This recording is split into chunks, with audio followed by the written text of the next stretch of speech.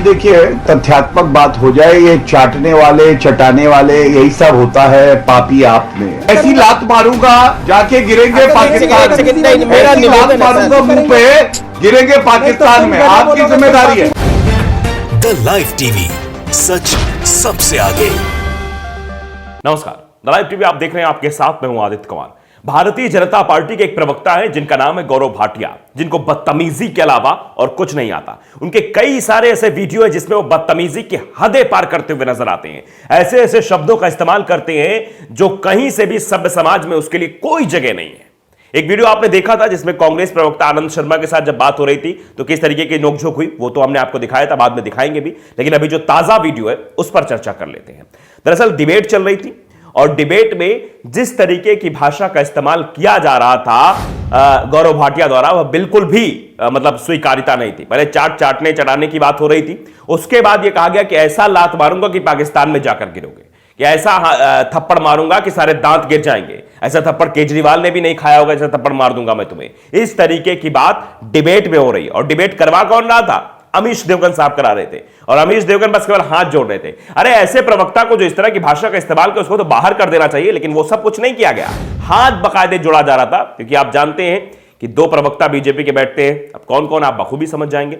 जरा पहले आप वीडियो देख लीजिए कि किस तरीके से पहले चाटने चटाने की बात और फिर उसके बाद थप्पड़ और लात मारने तक की बात डिबेट में की गई। तो आप बताइए कि डिबेट कैसी हो रही है और डिबेट में किस तरह की भाषा का इस्तेमाल हो रहा है। देखिए जरा। देखिए, तथ्यात्मक बात हो जाए, ये चाटने वाले चटाने वाले यही सब होता है पापी आप में।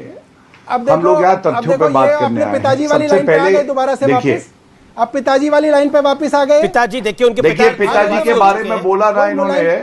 अमीर जी, अगर इन्होंने पिताजी का नाम लिया, ऐसी लात मारूंगा जाके गिरेंगे पाकिस्तान में, ऐसी लात मारूंगा मुंह पे गिरेंगे पाकिस्तान में। आपकी जिम्मेदारी है। इतना ही नहीं हुआ, इसके आगे भी हुआ। मतलब पहले थप्पड़ मारने की बात तो कही गई, फिर बाद में यह कहा गया कि ऐसा थप्पड़ मारेंगे कि केजरीवाल ने भी ऐसा थप्पड़ नहीं खाया होगा। आप बताइए जरा, इस तरीके की भाषा का इस्तेमाल करने वाले को क्या नेशनल टीवी चैनल पर बैठने के लिए जगह देनी चाहिए या नहीं? यह सवाल बहुत बड़ा है, लेकिन जगह दी जाएगी। इससे पहले भी आपने देखा था किस तरीके की भाषा का इस्तेमाल आनंद शर्मा के साथ किया था, जो कि आज तक पर डिबेट चल रही थी, ये न्यूज 18 पर डिबेट चल रही थी। हर जगह जहां जहां गौरव भाटिया जाते हैं वहां सिर्फ और सिर्फ अपशब्दों की श्रृंखला लेकर आते हैं। जरा एक छोटी सी क्लिप में और आपको सुना चाहता हूं किस तरीके की भाषा का इस्तेमाल करें। जरा आप देख लीजिए इनकी भाषा, इनकी मर्यादा देखिए। पिताजी का नाम लिया, ऐसा थप्पड़ मारूंगा सारे दांत जो है बाहर आ जाएंगे। ये समझ बोले हम, मेरा ऐसा निवेदन है थप्पड़ सर। पड़ेगा, अरविंद केजरीवाल को नहीं पड़ा क्यों भाग गया भाई? समझ गए? तो क्यों भाग गया? ऐसा थप्पड़ अच्छा, पड़ेगा। आप सौरभ भारद्वाज आप उनको बोलने देते ना।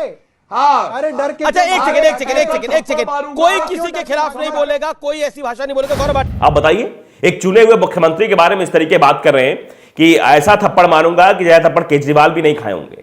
इस तरीके की भाषा, ये 2 टके की गुंडे की भाषा है, जो सड़क छाप गुंडे होते हैं, जो जिनको ना मर्यादा होती है ना इससे कोई फिक्र होती है, वो सब ऐसे इस्तेमाल करते हैं। तो ऐसे लोगों को सार्वजनिक मंच पे जगह क्यों दी जा रही है? क्या भारतीय जनता पार्टी के लोग इन पर कार्रवाई करेंगे या फिर ये कहेंगे कि हम इनको मन से माफ नहीं कर पाएंगे? ये बातें कही जाएंगी क्या कि इस तरीके की भाषा का इस्तेमाल करने वाले को मन से माफ नहीं करेंगे, या इस तरीके की भाषा का इस्तेमाल करने वालों को हम टीवी चैनल पर जाने नहीं देंगे, प्रवक्ता पद से हटा देंगे? ऐसा कुछ नहीं होगा।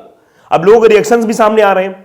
देखिए, निगर परवीन, उन्होंने लिखा कि टीवी चैनलों पर बेहद निम्न स्तर की डिबेट बची रह गई है। चैनल के पास कोई जनता से जुड़ा मुद्दा नहीं होता है, इसलिए ऐसी गिरी भाषा ही सुनने को मिलती है। सुनिए यह स्तर कितना शर्मनाक है, यह बेहद शर्मनाक है।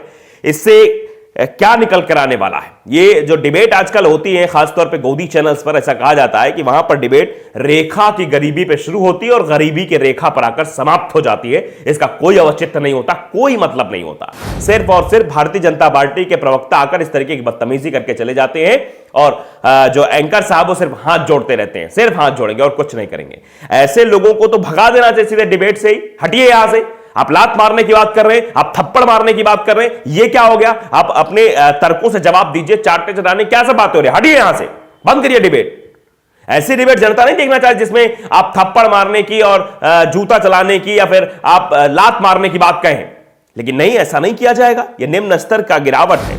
राफेल गांधी 2.0 ने भी इस पे बाकायदे लिखा है कि भाटिया के दिन लगने वाले भाजपा में अब साहब को एक कतई पसंद नहीं कि उनके प्रवक्ता फ्रस्ट्रेट नजर आए। उनका काम सामने वाले को क्रोधित करना है। भाटिया 1 महीने में 3-4 बार रो चुका है डिबेट में। ये लोग भी कह रहे हैं कि भाटिया रो रहा है, मतलब डिबेट में जिस तरीके की डिबेट वो कर रहा है, जिस तरीके से चीजें बोल रहा है, तो आप समझिए, क्योंकि अब ये कहा जा रहा है कि इनका टाइम भी आने वाला है। ये जल्दी, मतलब इस तरीके के जो डिबेट करते हैं, इस तरीके के शब्दों का इस्तेमाल करते हैं, वो आप समझ लीजिए।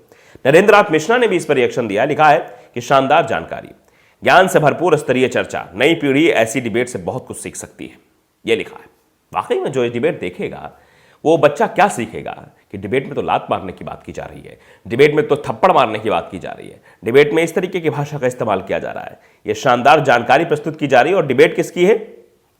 न्यूज़ 18 इंडिया की। कर कौन रहा है?